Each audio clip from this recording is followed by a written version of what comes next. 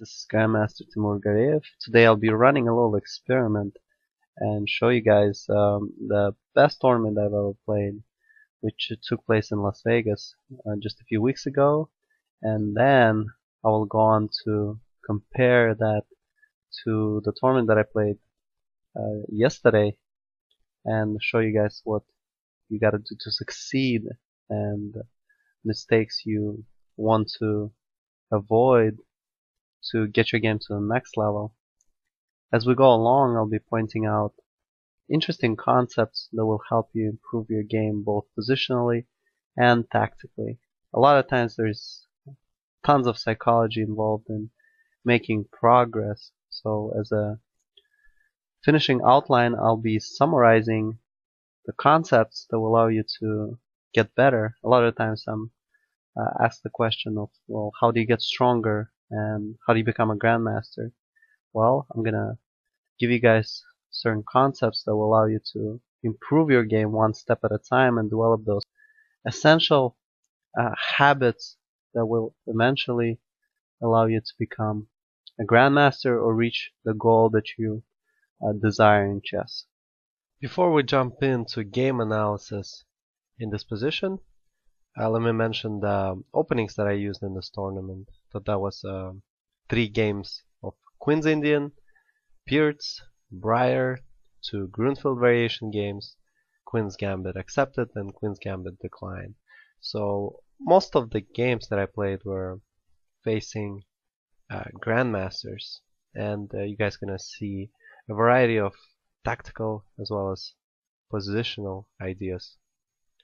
So before we look at this game right here, let's just see how this arises. I continued with d4 on move 1, d5, c4, challenging the d5 pawn. Grandmaster Gareev later on in the competition chose e6, defending the pawn on d5. My opponent in this game, David Lucky, chose d takes c. This move wins a pawn and gives up the center. To make sure you guys all get the idea of the center, this is the main center, and we also got this adjacent squares that are bigger center, and we could mention this whole range right here are the squares that are going to be relevant to the central domination. So here, after d takes c, black gives up that central control to a certain extent, and white can certainly expand with e4 in this position. Now, whenever you give up the center, you want to challenge it. Boom, e5 right here, hitting that pawn on d4 and creating some counterplay. I'm getting proactive about the idea of e5, playing knight f3, developing a piece. This is all logical, hitting that pawn on c4. Doesn't make much sense to try to defend it, since a4 followed by b3 breaks the structure. e6, opening up the bishop, and black is ready to create some counterplay right there.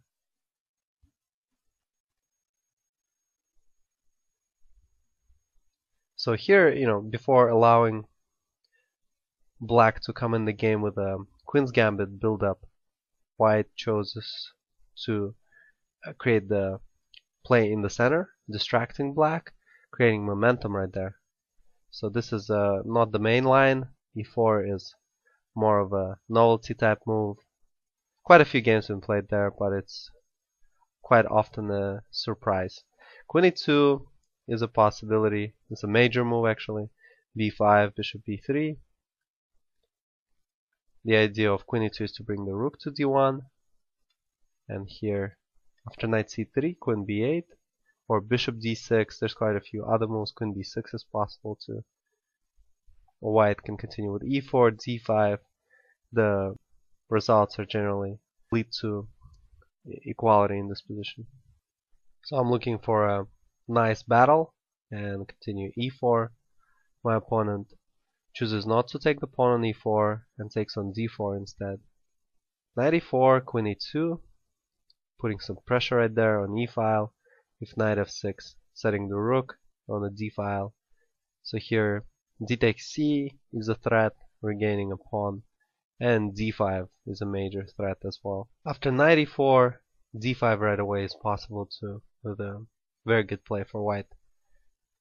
B5 is a possibility. We're going to see this move later on in our analysis. C takes D, pawn pushes forward, knight retreats, and I get to regain the pawn in the center. I've actually played a game like this a while ago, more than 10-15 years ago, at a youth championship, and my opponent continued very similarly. Here I think he chose queen c7, putting some pressure on e5. So those are possibilities for black. We're not going to get into that. We'll just continue with the game. Rook e1. So here white centralizes, preparing the possibility of queen g4, hitting the pawn on g7, and generally it would be a great idea to get the light pieces in the game. So whenever you face a situation in the opening, you want to take care of your pieces. The pieces got to come out as soon as possible. Queen c7, putting some pressure on e5, possibly creating some threats towards the bishop on c4 indirectly. White continues queen g4, not taking queen c7 very seriously. So the pawn on g7 is hanging. Obvious that capturing the pawn on e5 is going to be a losing proposition for black, where queen g7 just opens up black's king tremendously. Black continues g6, and it's always nice to see those moves played by your opponent. g6 weakens black squares, obviously, so creates weaknesses all around black's king and limits black's possibilities for defense. So don't move the pawns on the side where you're weaker is the rule for defense. g6, I continue to develop the bishop, defend my pawn on e5, and at the same time putting pressure along the diagonal, indirectly affecting the queen right there. My opponent needs to bring that bishop in the game. The c8 to b7 is the obvious possibility. At the same time, the idea of b5 weakens black's queenside quite a bit, and what follows is quite surprising. On the other hand, it's difficult to come up with a really decent option for black. So here, castle is a natural looking move. My opponent actually castles long. So let's take a look at the castle for just a moment. Rook a c1 facing the queen right there. Then it goes to c5, and I can continue with h4, trying to break on the king side. And this advance may prove decisive with the knight on g5. This position is going to be quite challenging for black. So obviously some technical difficulties trying to realize the advantage in this position. However, the initiative is going to be decisive. So this is generally the type of spots black is going to be facing, choosing to play a position like this.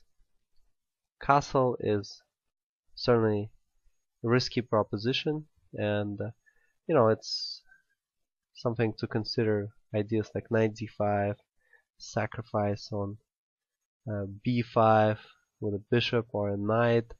However, after some calculation, I realized that a4 may be the most attractive option.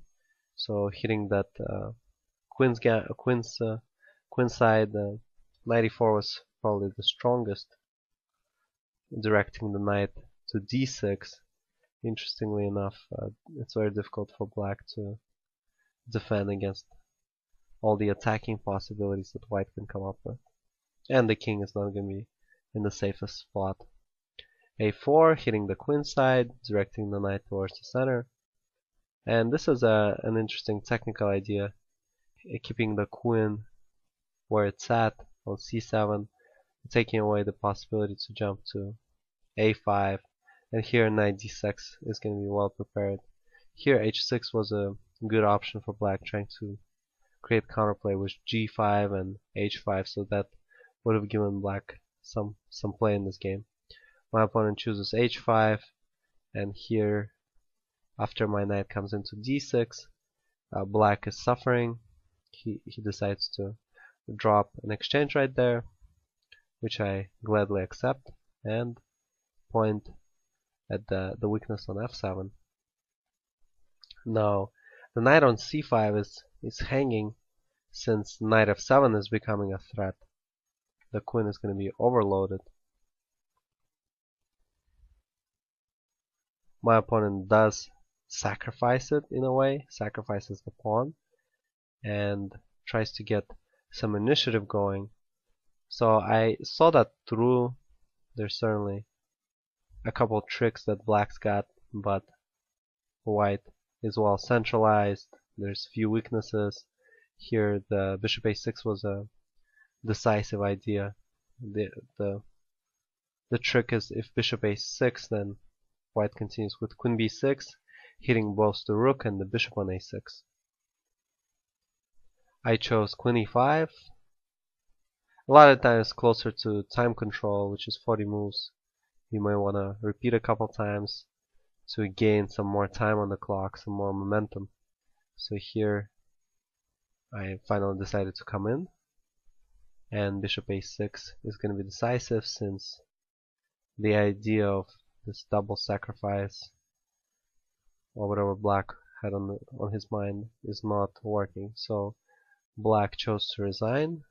For example, if queen f3, then we're going to be exchanging queens on b7.